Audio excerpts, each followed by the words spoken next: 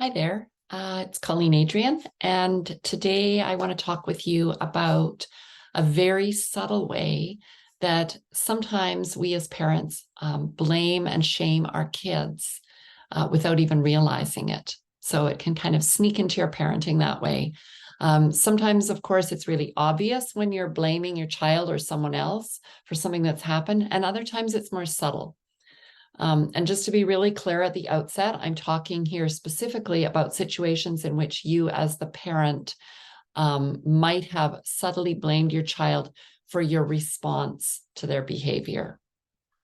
Okay, so what we say without realizing that it's blaming sometimes is, if only you would have done, such and such, or only if only you wouldn't have done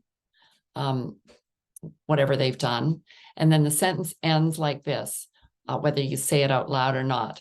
I wouldn't be angry, I wouldn't be feeling this way, or I wouldn't have this problem. So maybe it's, if you wouldn't have gotten yourself covered in mud, I wouldn't have to do another load of laundry or whatever. So that's maybe not a very good example, but that was just off the top of my head. So this type of subtle blame can result in your child developing toxic shame, and also can result in them feeling responsible to caretake your emotions. And so it's best to avoid it. And what's going on underneath the surface is that typically that's a pattern that you've learned growing up in your family of origin. And ultimately, you're feeling something that's uncomfortable for you. So it might be irritation or anger. It might be sadness or disappointment or discouragement. It might be fatigue or overwhelm. Maybe you're feeling not cared about. And maybe you are feeling in that moment, if you're feeling a bit of overwhelm or fatigue, that just everything is a little bit harder than you want it to be right now. And so you're feeling frustrated about that. And I totally get that. And it's really important to acknowledge those feelings in yourself, and to hold yourself tenderly, and to give yourself an opportunity to calm and regulate with some care. And it's also important not to offload those uncomfortable feelings onto your child by blaming them. And that's typically what the blame habit does. It's an avoidance of that feeling inside of yourself, an attempt to offload it onto somebody else instead of actually feeling it. So if you recognize that you've been doing this, please, please, please be gentle with yourself. It's subconscious. It's typically learned in someone's family of origin, and it can be hard to catch yourself doing it beforehand, right? It's often easier to recognize that you did it after the fact.